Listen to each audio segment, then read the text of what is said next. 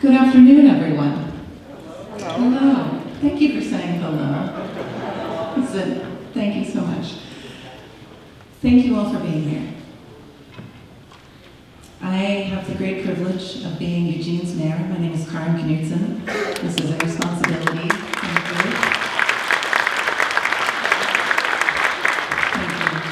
you. This is a responsibility that I've been carrying since just the beginning of this year, in January of 2025.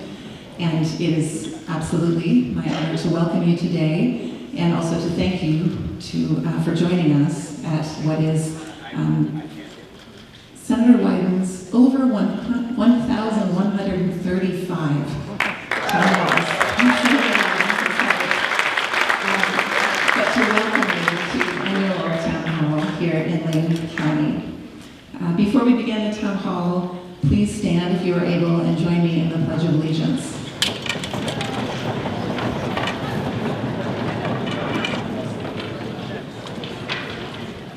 I pledge allegiance to the flag of the United States of America and to the republic for which it stands, one nation, under God, indivisible, with liberty and justice for all.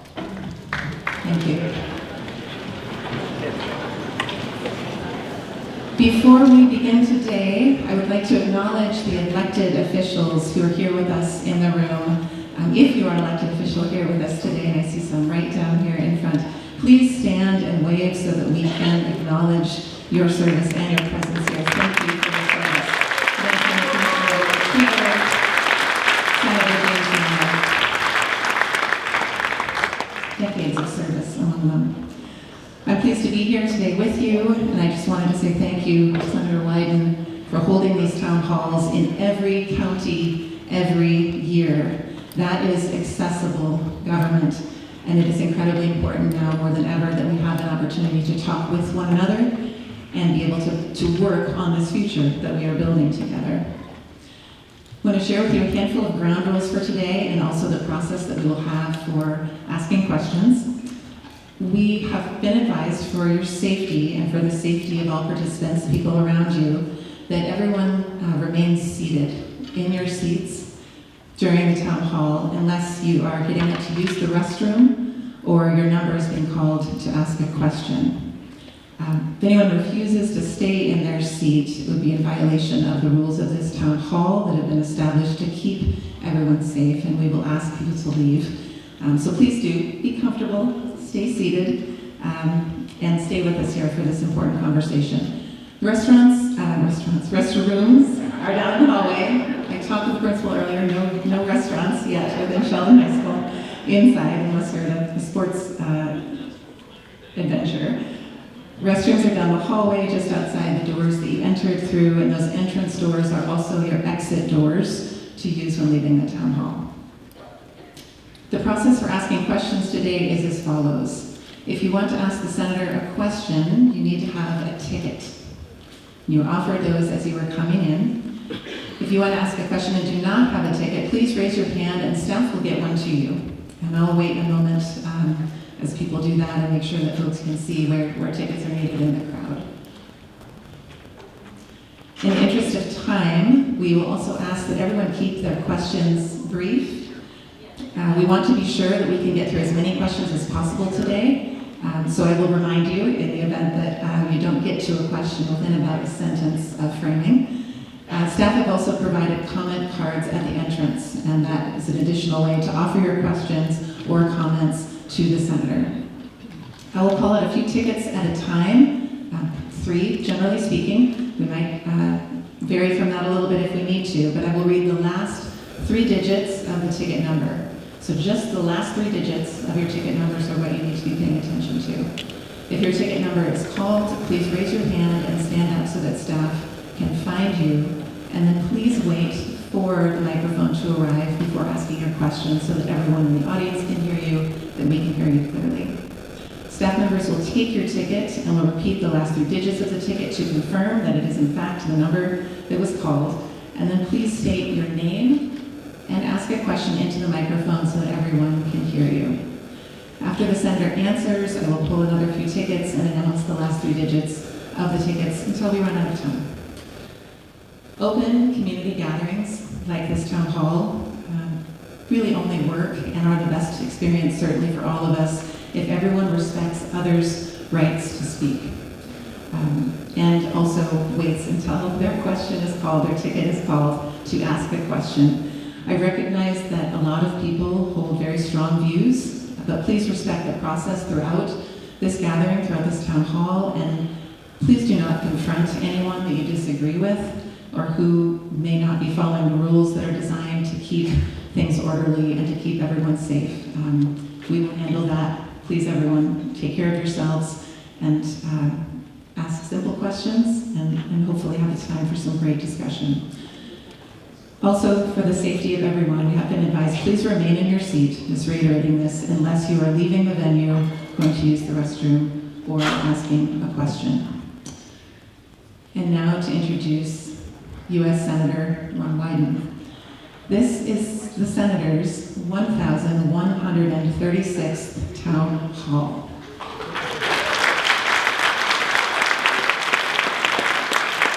We are so pleased to host him here in Eugene for his Lane County Town Hall. This Town Hall is a part of the commitment that he made to Oregonians when he was elected U.S. Senator, namely to hold an annual town hall in every one of Oregon's 36 counties. When Senator Wyden is in Washington, D.C. representing all of us in the United States Senate, he is the ranking member of the Senate Finance Committee and a member of the Senate Committees on Budget, Intelligence, and Energy and Natural Resources. In Oregon, we know Senator Wyden as a senator that listens. I also want to thank the senator and take a moment to thank him personally for his work on vote by mail. We were part of an event talking about that this morning. Access to the ballot is where it all begins, as well as his leadership in the enormous arena of healthcare, helping to meet our community's needs in the most fundamental of ways, and his work to expand Eugene's locally grown model of mobile crisis response to a model that is helping communities all across Oregon and across the nation. So please now join me in welcoming Senator Wyden.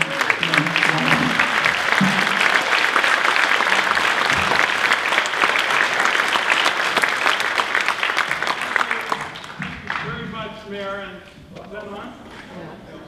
How's that? How's that? Thank you all so much for coming. And I've had many of these town meetings, and this is, folks, one of the most important I've ever had. And that's because I want to listen to many of you who have strong views about the Middle East, because you have told me of your views, you've told me where you want to go. I can tell you I find what's going on in Gaza horrifying. Then why are you going there? Why are you cutting Israeli propaganda? Here we go. Everyone, please. No other Israeli prime minister has produced this much violence and cruelty towards civilians on their watch as Benjamin Netanyahu. You know too. So I've drafted See, this happened at Belvoir. Same thing. I've drafted legislation to create penalties and sanctions for officials in the Netanyahu government and the Israeli military who get in the way of humanitarian aid. Now this is far from everything that needs to be done. And I'd be the first to say it. We've got to find ways to start moving quickly, and then we've got to find ways to get more done. And I'm for a two-state solution. I am for a Palestinian state. So, I'm today for only one particular request. I'd like to be able to hear from many of you, because this is so important now. And there are other important issues. We had mentioned of vote by mail. So that's my goal, for us over the next 90 minutes, for you to educate me and not to have us fight. I want you to educate me. I'm going to listen, and let's go. go right to the mayor and give the mayor a round of applause.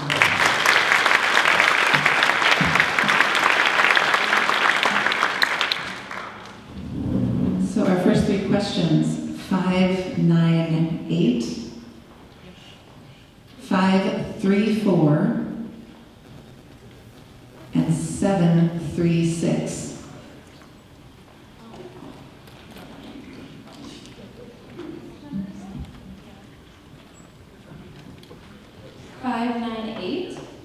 Where is 598? Oh, there it is. Is that 598? Go to it. 5736. And right then the 736. Thank you so much for representing us in Washington. So much confidence in you. I support and love all the people of Israel. I support the state of Israel. I also support having a Palestinian state. I am not in support of genocide, particularly happening at this time. I want it to stop. I want us to stop supporting Netanyahu's self-serving war, and I want to increase the aid and protection to Gaza. Thank you.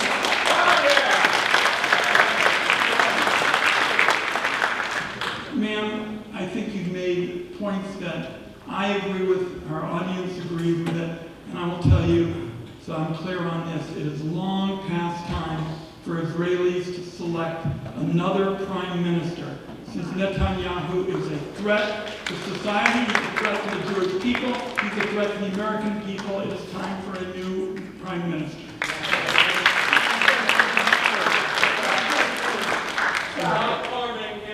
Again, I want to say to people in the audience who are telling me it doesn't go far enough, I share your view.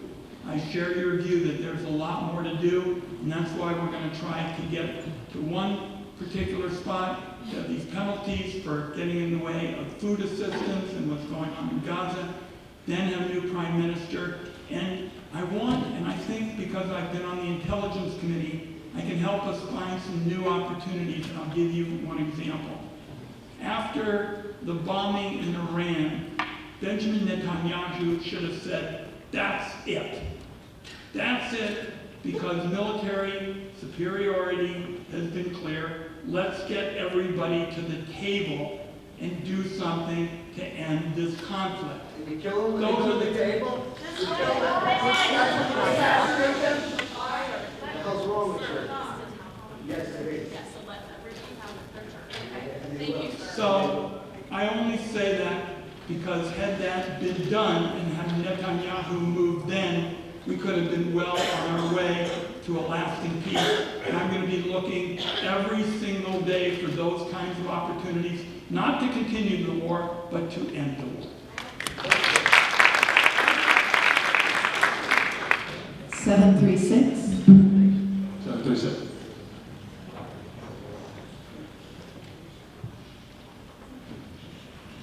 Yeah, my name is Alex Awad, and I speak with an accent because I was born in Jerusalem. I'm a Palestinian. Thank you for coming today. Thank you, Mayor, also for coming, and it's my privilege to address you.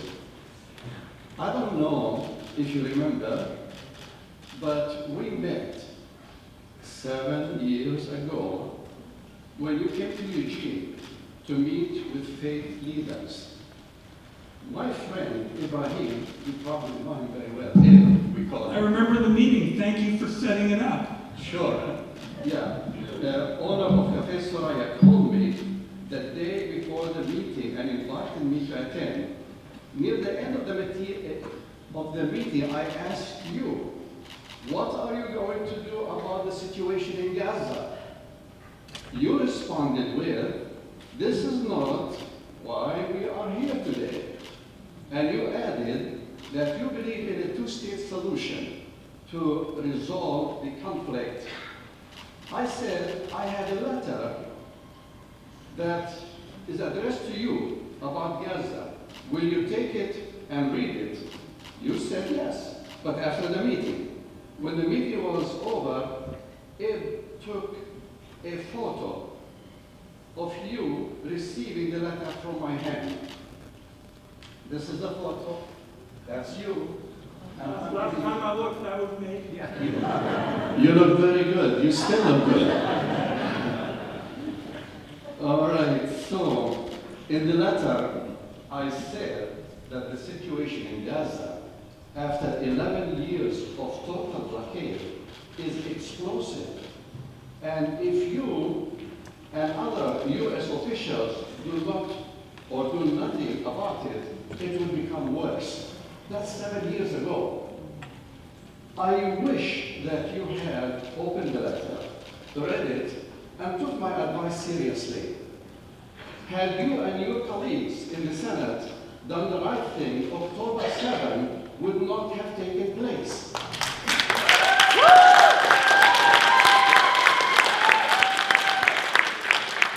Israelis would not have been killed and taken hostage by Hamas.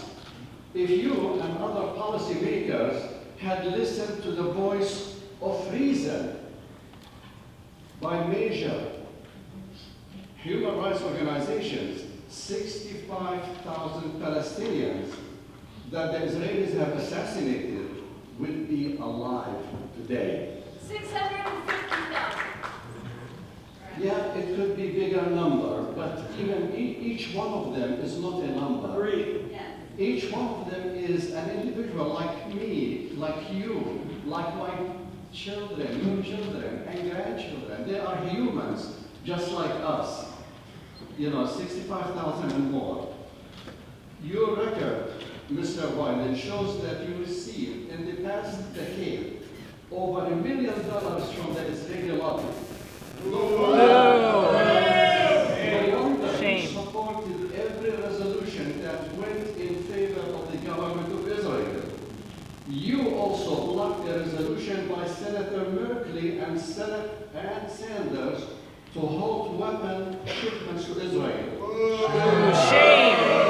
These guns and bombs have killed over 20,000 children and continue to kill them as we are speaking right now. Shame. The bombs that you agreed to ship to Israel have destroyed 95% of all homes and buildings and infrastructure in Gaza. You claim that you are against the starvation of the people of Gaza. That's good. However, you cannot, with one hand, serve the starving population with bread, while with the other hand, provide the lethal weapons that kill these children.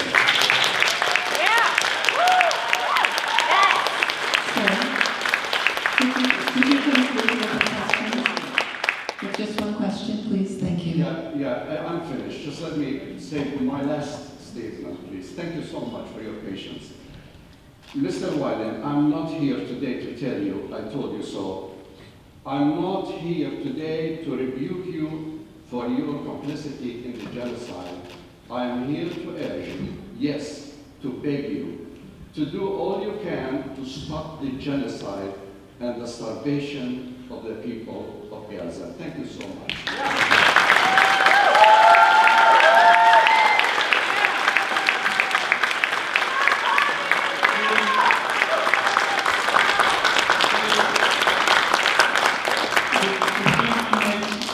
A number of points that I agree with, and I appreciate his presentation, very factual. I am concerned about some of the items that were not brought up, and I don't believe he did it intentionally, but for example, the hostage situation remains to be hugely critical, and Hamas is still a threat to take additional steps. Everyone, please. Everyone, please. One other point that I make, which I suspect my friend agrees with, is the situation now in the West Bank is getting to be as serious as Gaza. And we're all going to need to work together which one of the reasons why I want a new prime minister is because I don't think Netanyahu will do anything about the West Bank.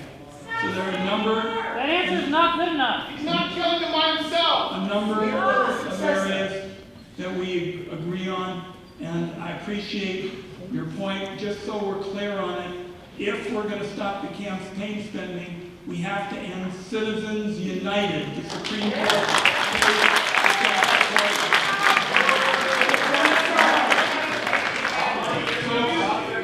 We need to end APAC. Everyone, if we would like to get to the next We're going question. to get to the next question. I want to thank the gentleman for his thoughtful points, and I agree with most of them. I appreciate it. Next question is number 534. And 737 and 614 are on deck. 534. 534. Senator Wyden, thank you for your service. I'm not here to talk about Gaza. That's a place far away, and most important is what happens here. I'm concerned about the elections in this country by people who come to this country and talk about killers from Gaza. They're the ones who started a war, and they're not happy that they're still But Senator Wyden, He has the mic. He's going to have the mic later. it's the election that I'm concerned about.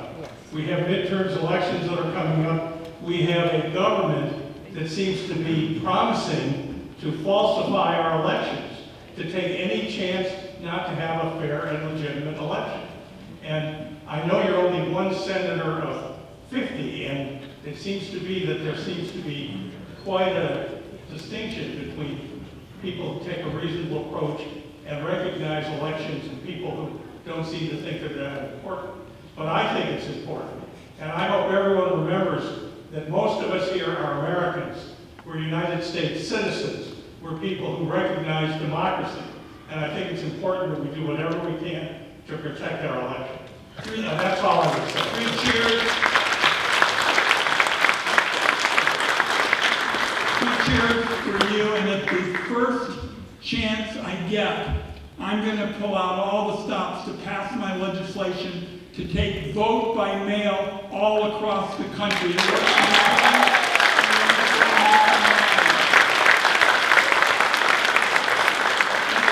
It's particularly urgent that we work on this issue now because Donald Trump seems to take his political advice from Vladimir Putin. Because Vladimir Putin told him that he ought to get rid of vote by mail. It's a preposterous idea. Trump should have said, "Nyeh." And instead, he basically said, okay. And, Trump is adopting a whole lot of policies that we need to talk about. On this vaccine issue, over the last couple of days, he told women to tough it out because he doesn't agree with the Tylenol position. That's wrong, and women are going to suffer. Question number 737, 614, and 527.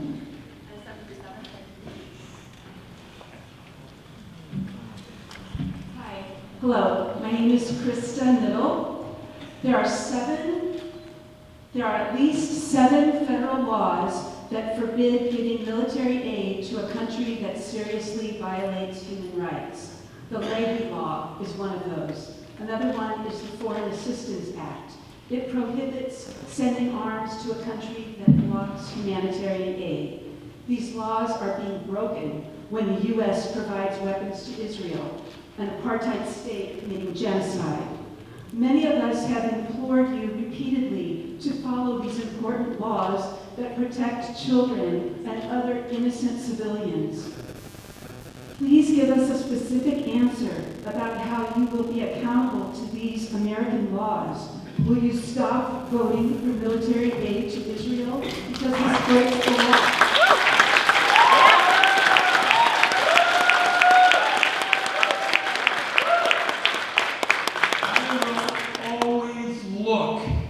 Always for ways to secure peace. For example, I said that I'm for a 2-state solution. I'm for a Palestinian state. My colleague has proposed that.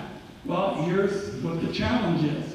Not just Hamas opposes it, not just Netanyahu opposes it, but there are a lot of people in the region who are opposed to it. So what we've got to do, and there's so much energy in this room. I'm doing my Everyone, please let the senator answer the question. Answer the question. My best is, I'm going to support every single thing that advances the peace process, and the best thing to do is to make sure that there are penalties if you interfere with the aid process. That'll send a real message. Why didn't you do this years ago? Our next questions, and folks, we need to acknowledge the fact that people are here to discuss many issues.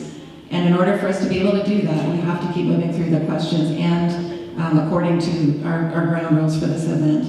614 is our next question, 527, and then 624. See 614. My name is Larry Thorpe. Not on. My,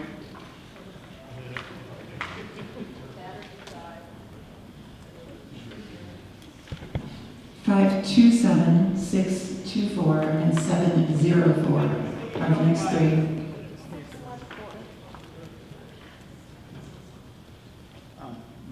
my name is Okay, Larry. hold on, just a second. Is green light on? Yeah, but nobody can hear. I know. This one's not working either. Is the soundboard off? Hold on, technical difficulties, folks. All right, Hello, 614.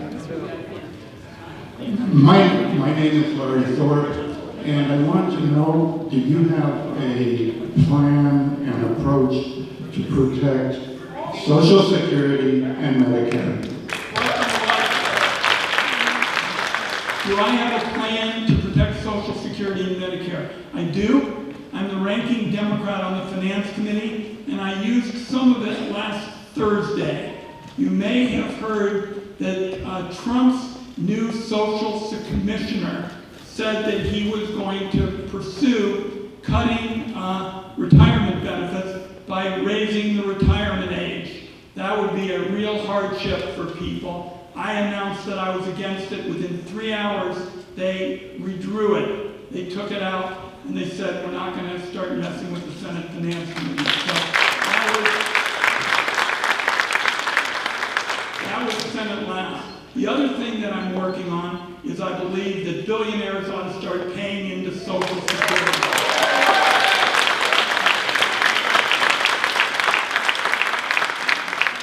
Billionaires today not only can avoid paying into Social Security, but can avoid paying taxes almost altogether for years on end. They need to use only 3 words: buy, borrow, and die. If they do those 3 things, they can buy 15 buildings, for example.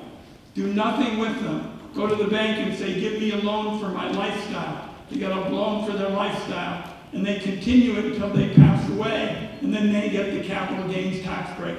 I'm going to take away buy, borrow, and die, so billionaires have to start paying like everybody else in the Social Security.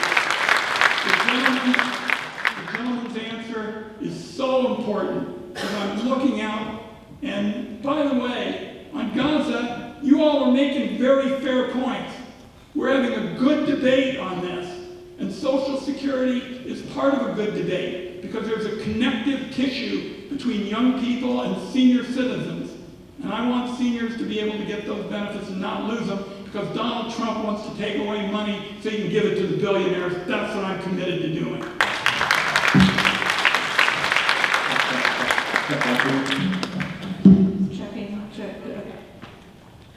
that one here. 527, 624, and 704. 527.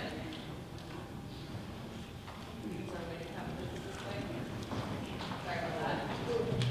Come on, Trish. Shake a leg.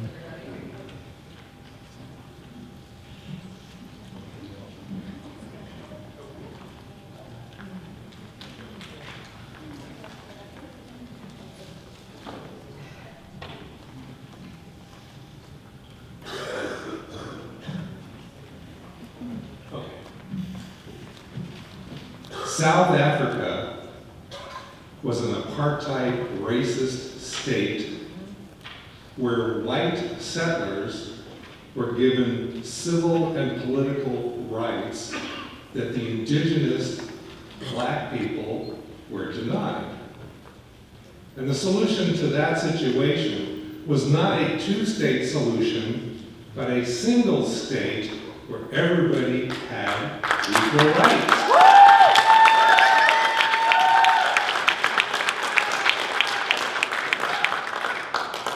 Today, Israel is a racist apartheid state where settlers are given civil and political rights denied to the indigenous Palestinian people. Right? So my question is, why should we tolerate a two-state solution where an apartheid state is allowed to continue to deny those rights to the indigenous people that live there? Well, a couple of points.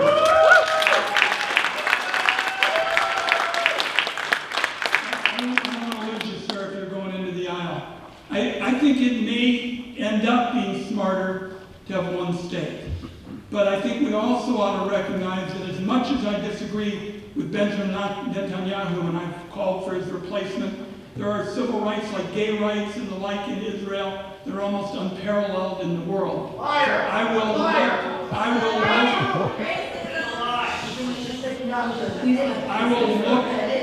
and would be glad to work with you on the possibility that perhaps a one-state solution is better. I wouldn't take it off the table at all. 624, 704, and 469. 624, 704, 469. If you have one of those numbers, please stand up. There's one here. Sir, which number do you have? Repeat the number. 469. 469, yes. Thank you.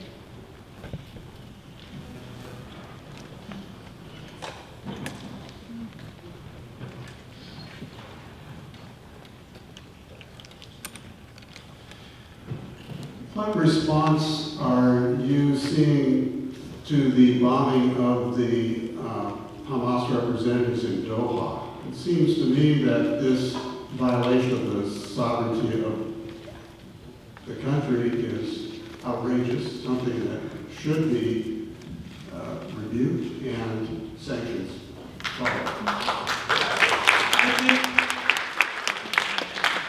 I'm on the Intelligence Committee, so there's a couple of things I can't talk about, but I've seen opposition from the Israeli generals to that, and that ought to make it clear to Netanyahu it's a mistake. 520 and 696, 658, 520 and 696. 520, Bernier, great, thank you.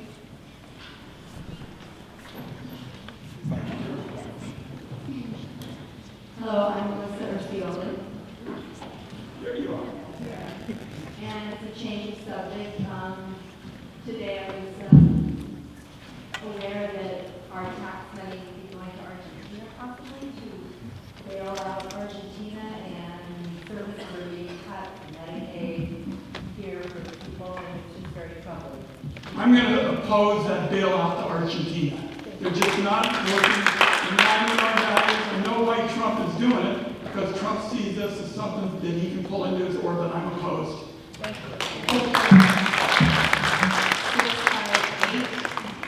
696. 696. Thank you. Good afternoon, Senator Wyden. I just want to thank you for hosting this in my school. I appreciate it. So through pro-Israel lobbies, you've taken close to $1.2 million and there's no other foreign government that would come near that amount of funding. And my question for you is, what makes Israel such a major lobbyist for you and other politicians? What makes them such a great ally to justify their lobbying and influence over our politics? Well, first of all,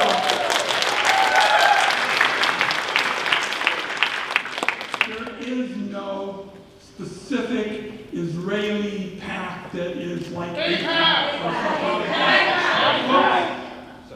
Folks, when you look at it, there is no PAC including APAC. Obviously, everybody participates in a broken down mess of a political system. And for your generation, I want a different system. And that's why I want to get rid of big money and Citizens United. And if we do it, we will have, folks, I believe I'm the only one in America today having a town hall meeting like this. I know of no other that is open to all and basically says, I'm going to be there to listen to you. For example, Republicans have been told not to have any town hall meetings at all by their leadership. Cowards. So I want a different system for your generation, and changing that law is what will do it, and I'm committed to getting it. 658, and then 588, 466, and 541. 588, 466, and 541. And 588. 588.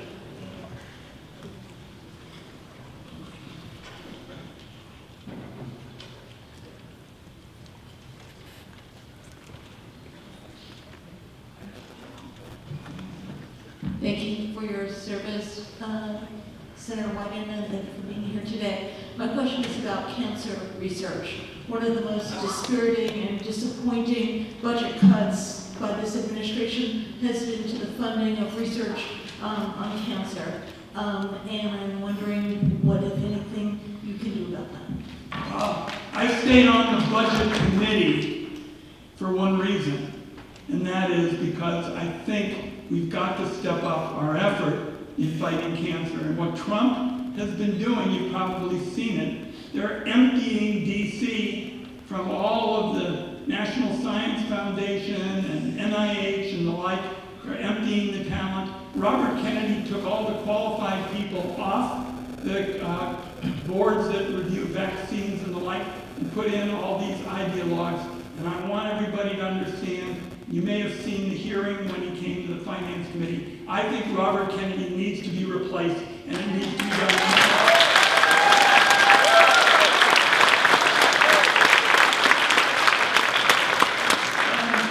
The reason our speaker's point is so important, and we've seen it in some other ones, this is about choices.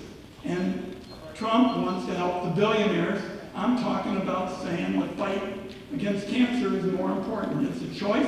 We'll have a chance to make it. We don't talk politics at these town hall meetings. But I heard a rumor there's an election coming up and people have a chance to make their choices.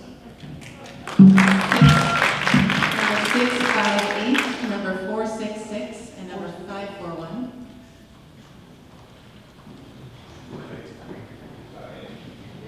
Six, 5, 8. Back up here.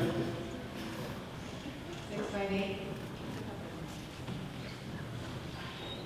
You're in the bleachers back. Hello, Senator. Thank you very much. My name is Carl Pierre. I appreciate your efforts and your integrity. My question is about the upcoming budget negotiations. The upcoming budget negotiations. Yes, very important. I should say the ongoing budget negotiations and the strategy for them. I understand that sadly the whole process is path dependent, and well, the best we can hope for is not very good compromise. So be it. But my question is, can we strategically take this opportunity to raise very clear, strong democratic policy points and demand them? We won't get them, but can we articulate them and make it clear to the American voters who are not necessarily as tuned in as the rest of us what the party stands for? I'm talking about cancer research and cutting ice and all of the outrages that we hear about every day. This is our chance, I think, to raise a strong voice. Thank you for bringing it up, and I'm getting asked about it at every stop at home. First of all, I think the fact that Jerome Powell, the head of the Federal Reserve, keeps cutting interest rates and has made it clear he may have to do it again is a signal that the economy is very, very fragile right now. So your point is a good one, and let me give you some examples that I'm trying to focus on. First is people of modest means, and targeting aid to them. You may have seen in the Oregonian that a third of the people of Oregon do not have $400 in order to pay for an emergency. That is unacceptable in America, and I want it changed. That's number one. Number two, and healthcare is really my specialty. I was director of the senior citizens for about 7 years. Some of you may know that, the Gray Panthers. And healthcare to me is always the most important issue. I'm for universal coverage.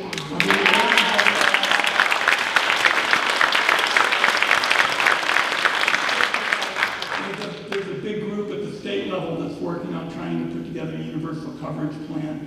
And Lisa Rockower in my office, we're working on it. I'm going to get there, and I'm going to be for it. It's a good idea. The immediate issue, for the gentleman's good point, is health insurance premiums. Trump basically is trying to pretend that he's not jacking up health insurance premiums. He's dancing around the tax credits. Most people don't really know what a tax credit is, but it's a path, if you get rid of it, it's a path to higher premiums.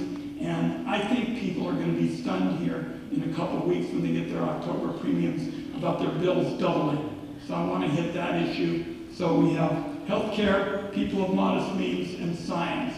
And by the way, we can do philanthropy in addition to government. You know, Phil Knight helped the Oregon Health Sciences Center. Let's ask other people who are well off to chip in. It's time they stepped up. 466 541 and then 595 644 and 631. 466. Hi, Senator Wyden. I'm Rick Stagenborg, and I'm going to resist the temptation to explain to the audience how APAC funnels millions of dollars to influence elections. Not a fact that our nonprofit got it. But my real question is, since you're obviously such a big friend of Israel, why are you letting them destroy themselves? They're destroying their economy, they're destroying their society, they're destroying the young generation of Israelis who were brought up to believe every Palestinian is a terrorist. So, you know as well as I do, it's been pointed out several times here, you've got to get rid of the weapons that are enabling them to carry out this genocide. They have a bomb. You have the chance to go kill more than that. Don't tell us you're doing everything you can. It's a lie.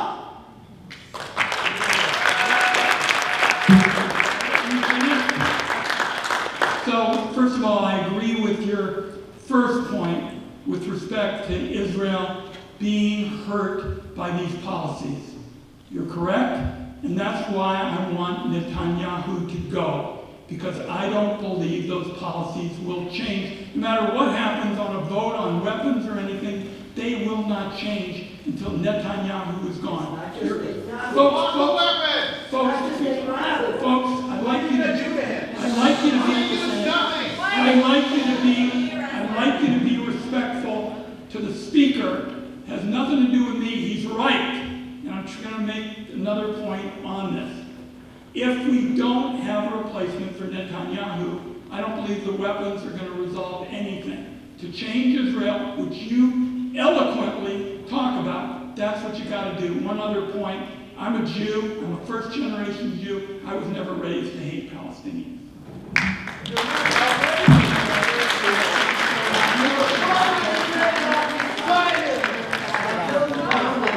Number 595 and number 644 and then 631.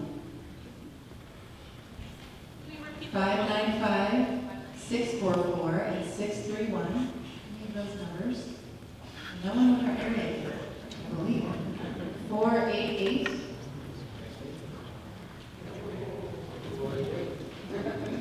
488.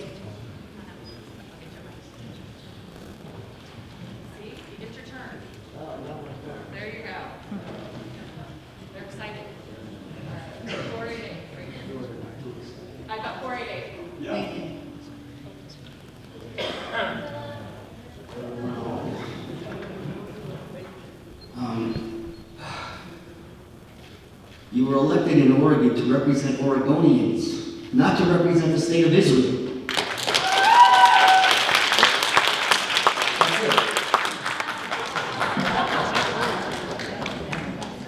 So, the gentleman important point is who do you represent? And I made the point that nowhere in America today, and I checked, is there an open to everybody meeting with a United States Senator so that you can hold him accountable. Senator Merkley's name was mentioned. To Jeff Merkley's great credit, I was in office and he ran and he said, I'm going to do it like Ron's doing it. So he has plenty of them and deserves credit on it. But the point of who do you represent? You know, my wife has said repeatedly, dear, I'm not sure it's even safe for you to have a town meeting now. And I've said, I trust Oregonians. I trust Oregonians, and there has not been a bad comment in the House, including yours. And I'll match my record for standing up for Oregonians, whether it's healthcare costs, whether it's tax, whether it's information, whether it's education, with anybody. And, well, sometimes people disagree, and I understand that, and that's why I came here to learn. And many of the people who agree with your position have made good points tonight, and I've been taking notes so I can go after them. 644 and 631, 595, 644 and 631, and then 619, 701, and 627. And two hands over on this side. One in front and one behind. 701. Thank you. Thank you, Senator Wyden, for being here and taking my. My name is Jim Evangelista. In Oregon, the medical negligence law is a 5-year salary, and you as a champion of health care should know that. My question is, I'm a survivor of medical negligence. I've worked with Senator James Manning, with his help, to try and get legislation passed through the legislature here. I'm continuing to do that. I'm asking that a very simple change in the parity from the 5-year medical negligence to have the same parity with product liability, with legal malpractice, with construction negligence, the same, or all 10-year salary. Why is it that we are becoming a class unto ourselves and we are being denied our constitutional right to remedy? I'm asking you, please, Senator, can you support the change from the medical negligence law 5-year salary to a 10-year salary to be equivalent with the others that are here in the state? Thank you. You're making a very good point, and I just want to ask a question or two so everybody understands it. Were you talking about a federal statute on negligence? Because I have authority over that on the Finance Committee, or are you talking about working with James at the state level? I've been working closely with James and others. I'll join you. I'll join you. I would be so grateful.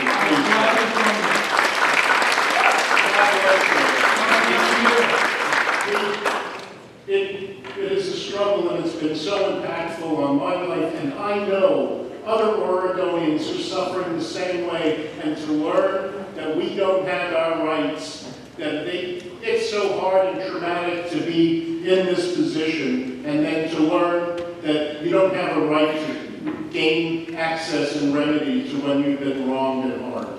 Well, and you have a right to not be part of the 2-tier medical system today, because the billionaires and the well-to-do have concierge medicine. You ought to have some rights too. Thank you. I think James Manning around. We got a chance to start talking about it, okay? James is in the front row. Thank you for speaking up. Stand up, even though I told everyone that Let's hear it from James Manning.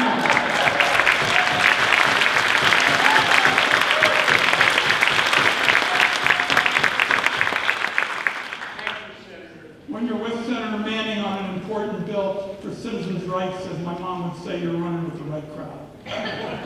We have 631 619. and 619, thank you. 619.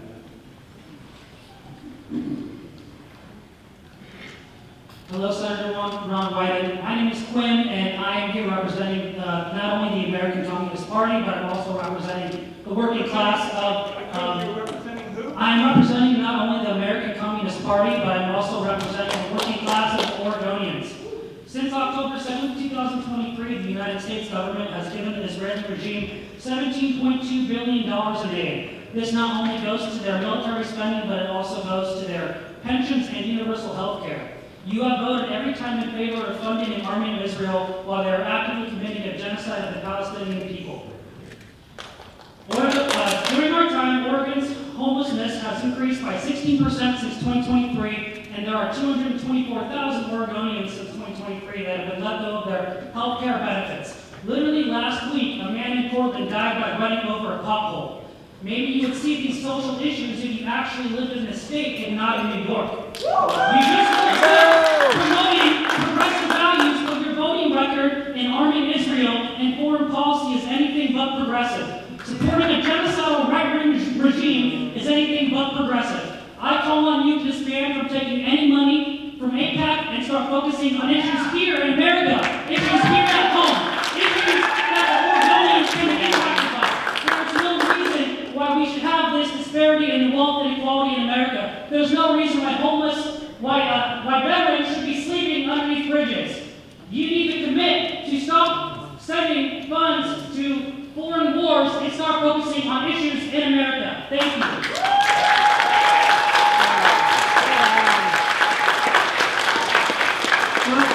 First of all, this idea that I live somewhere else is preposterous. You can drive by my house in southeast Portland any old day. The neighbors are always there. They're telling everybody.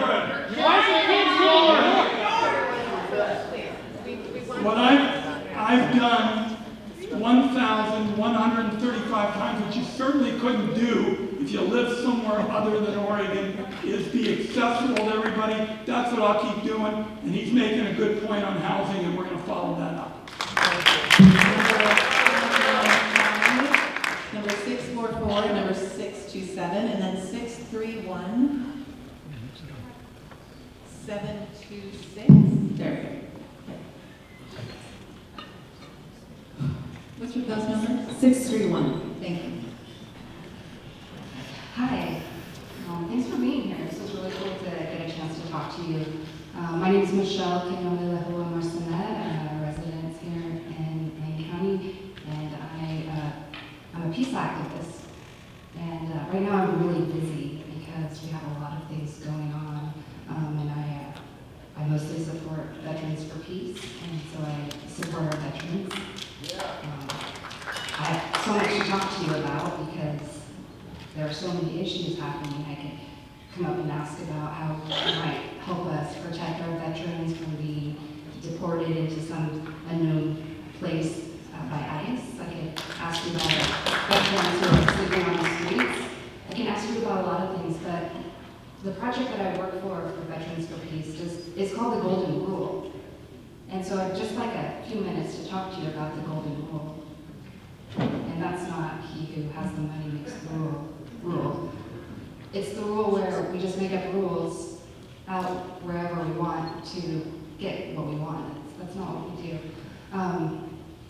Veterans for Peace has a boat, and right now we have a boatload of veterans heading towards Gaza. It's not even that I want to talk to you about today. Again, it's just this huge pile of things that all of our peace activists are spread out everywhere. And we're spending so much energy trying to bring attention to a whole list of things. And this is just one little piece of the world with so many problems. I understand they're all piling up on your plate.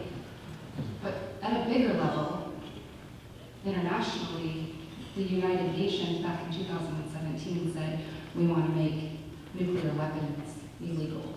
And they did that. And so my job is to go from port to port on this little boat called the Golden Rule that 4 Quakers tried to sail into the Marshall Islands in 1958, protesting U.S. military testing the atomic bomb. They ended up dropping at least 67. And you want to talk about cancer rates?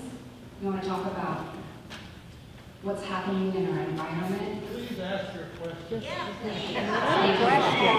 Do you support the treaty prohibiting nuclear weapons by the UN? And is that something that you and I can work on together in the future? Yeah, I'm pretty sure I do, but I want to check it. I think a number of my colleagues in the Senate are already on it. And let me just do some quick due diligence, but I'm pretty sure it's in, and I'm supportive of it. But give us a number, we'll check it out, and be back at you next couple of days. Number 515, 644, and 627. Last calls number 726.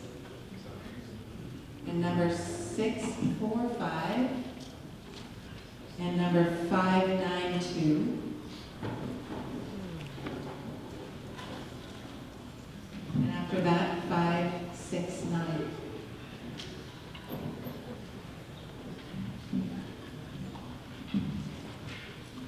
I have 726. Thank you. Please mention ICE. It's the worst. I agree with the gentleman. Abolish ICE.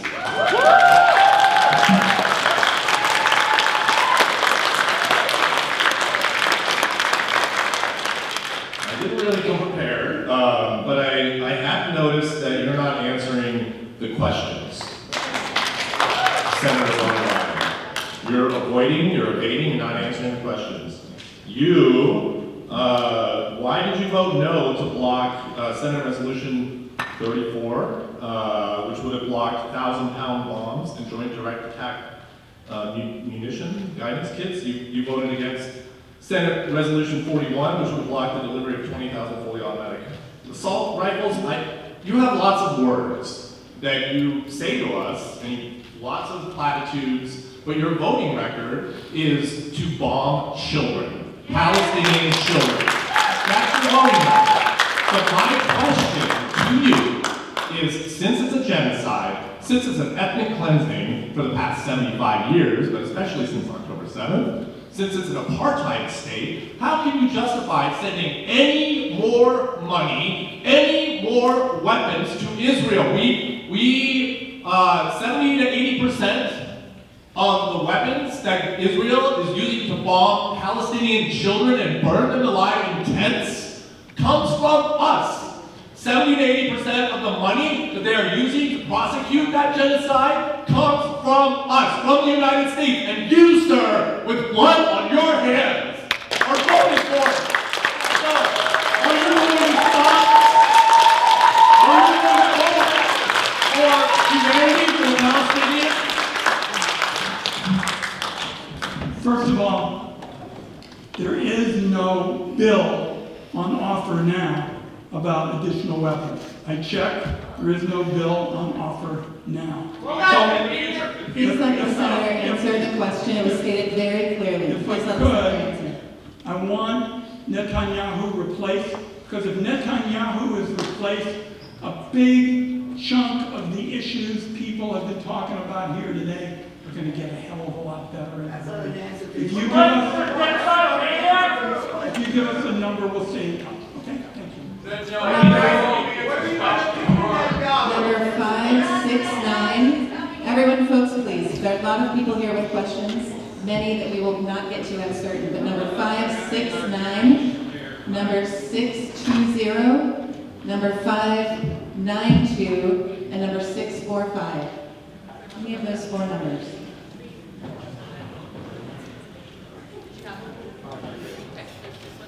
Number 480.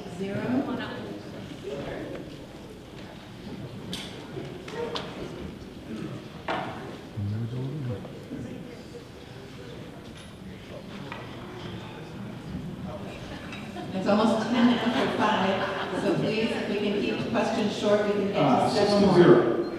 We'll do 620 first. Thank you. Thank you, Mr. Wyden. I want to thank you for being here and for being very brave.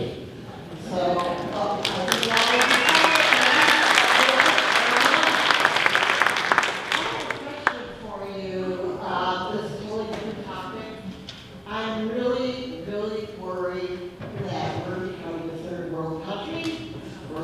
our democracy, and we have a president who wants to be dictator for life.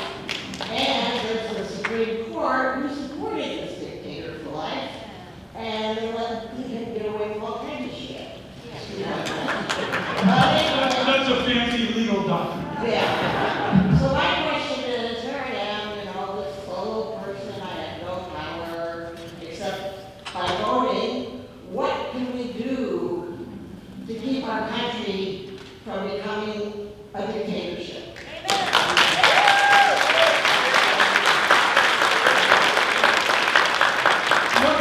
What a great question, and it really all comes back to that. I think someone just said there hadn't been any discussion about ICE, for example. I'm trying to rein in the abuses in ICE. I have a bill, and I think there's now getting to be bipartisan support, saying that people can no longer wear these, masks But what it comes down to is what we're doing here today. That's the simplest explanation I can give to you.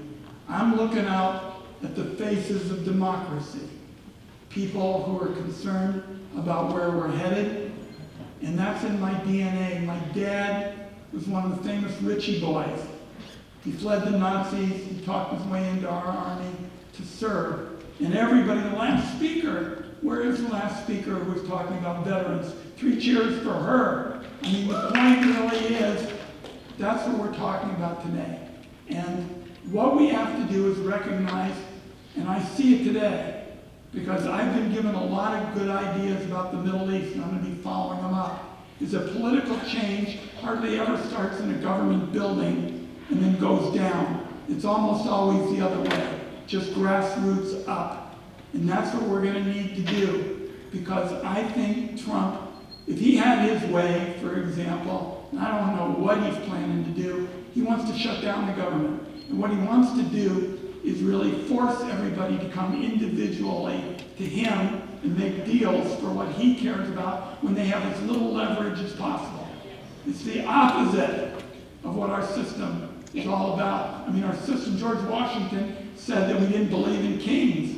You look at the Trump people, and we had to have the rally, no kings. So what I'm committed to doing, and it's why I'm here today and running out of voice, is because I believe that this is what made America special, and I'm going to do everything I can to keep it. Could you repeat that from the speaker? What number was that? 620. 620. Okay, thank you. And what number? 592. 592. Can you hear me? First of all, thank you for your time. I will try to keep this brief at the request of the people around me. Thank you, Senator, for being today, and it's good to see you, Mayor. I apologize if my last email was so harsh. Look, Senator, you have myriad progressive accomplishments. I mean, the list is long. People pointed out to me in defending you.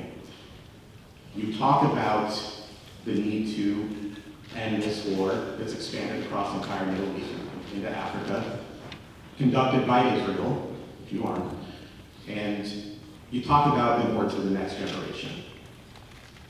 But I'm here to express that people my age and younger don't trust you. You've already participated in a Holocaust. The blood of Palestinian babies is on your hands. I've seen the crushed corpses of Palestinian children, more than I can count, on a practically daily basis. Because I'm not looking away. And for Jews like me, never again means never again.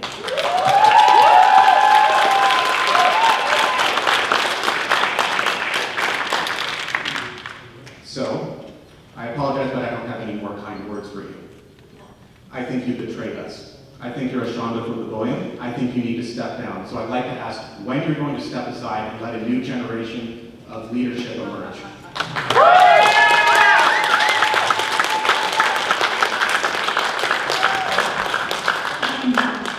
I'm serving a term in the United States Senate because the majority of Oregonians at a duly elected, at a duly arranged election, under vote by mail, voted for me. And I intend to work that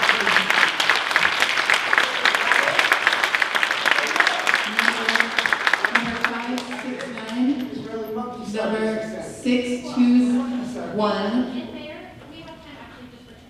Oh, two more questions. Okay. 480. This is your moment. 657. Third down to the left of the last two.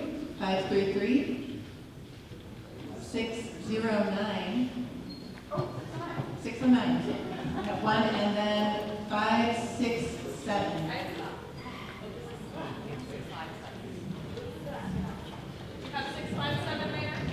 We have 567. We have 657 as well. Thank you. Mayor. 609. Mayor. We have two questions remaining.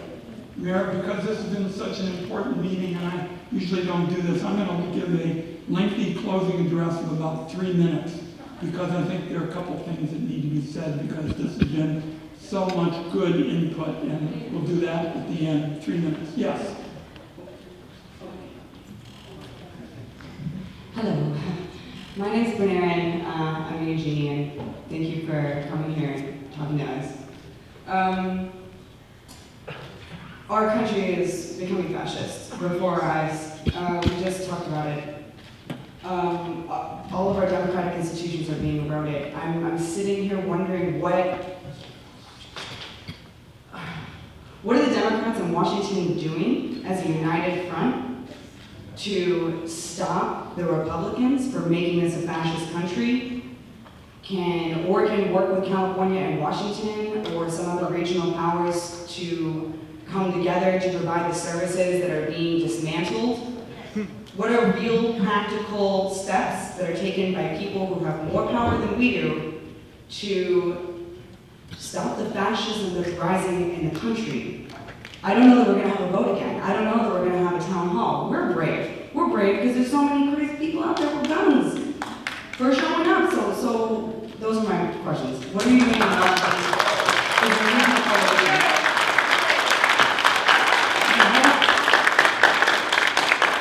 I hope that everyone could hear the speaker, because it was a really important point, and it's one that I share.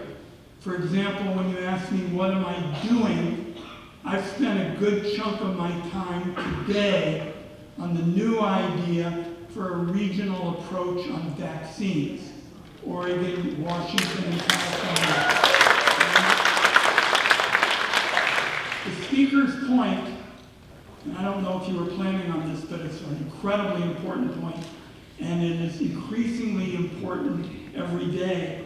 And why I was working on the vaccines today is that if we don't make it possible for people to get vaccines on the local kind of level because of Robert Kennedy, not only are they going to get hurt, but we're going to lose a lot of our small pharmacies because they've been calling me and they're worried they're going to be on the ropes. So I spend a big chunk of my day looking for ways to empower people. That's why I was supporting this young man's approach on medical negligence. Day in and day out, I try to take the ideas I get at these town hall meetings and then tell people, let's work with the staff and you'll have some accountability and you'll see what's done. Thank you for asking a really important question.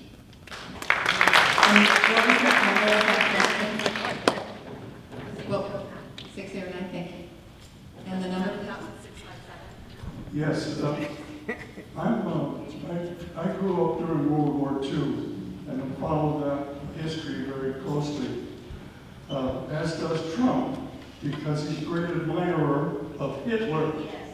And one of the things Hitler did to win was to set up his own army like ICE. And currently, no one has found out why they're not wearing, why they're wearing covers on their face and not having their name. And that's because I think you'll find out, as they've already found out in the White House, he is hiring the people who went to jail for insurrection on his behalf. And I think the reason they wear masks is so we don't know their names. We don't know that they already attacked the capital of the United States. That's right.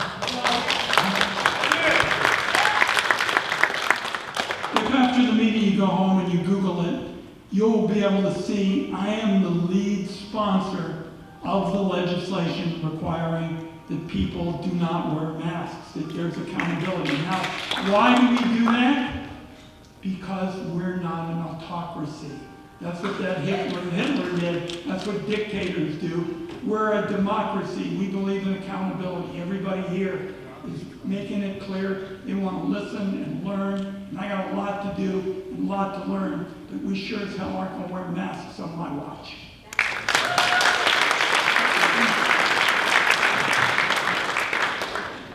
And the last one I have, Mayor, is 567. Thank you. Hi, Senator Wyden. I'm a constituent here from Eugene and a nurse. I'm here to bring attention to the Global Smooth Flotilla, which is a humanitarian mission for 44 countries. The goal and mission is to sail through international waters to open up a civilian-to-civilian humanitarian corridor to provide aid to the millions of victims of the Israeli occupation's genocide and starvation campaign in Gaza. There are many Americans taking part in the flotilla and their humanitarian mission, as well as Oregonians. There are several Oregonians on these ships. So our concern is that the Israeli occupation has already labeled them as Hamas terrorists to their media. They've labeled you as Hamas? They have labeled the Global Smooth Flotilla, Right. which is currently in international waters. You know, people, regular people who are trying to do the right thing that all governments have failed to do, to provide aid directly to Palestinians without any interference. And so they've been labeled as terrorists. They've been attacked by multiple drones. They're being You've been surrounded by labeled drones. as terrorists? Not me. The flotilla. Okay. Not me. The flotilla. But who knows? So these brave citizens are hoping to do what every government on the planet has failed to do. The Israeli occupation has attacked them several times and is gearing up their smear campaign to claim these everyday people of conscience are terrorists.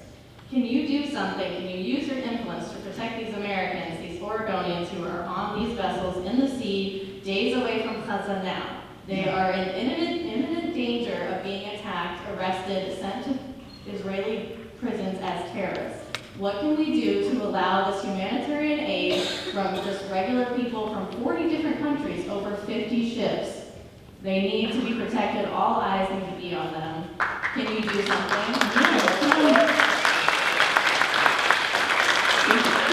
It sounds like a very good project, number one. And number two, it sounds like it would be covered under this bill I'm about to introduce, which is you can't interfere in any way if you're part of the Netanyahu administration or the military. You cannot interfere with the delivery of humanitarian aid. Now let me take a look at it and make sure I know what we're talking about here, but it sure sounds like you're covered under our bill. It sounds like a very good project. Okay, here's where we are, everybody. A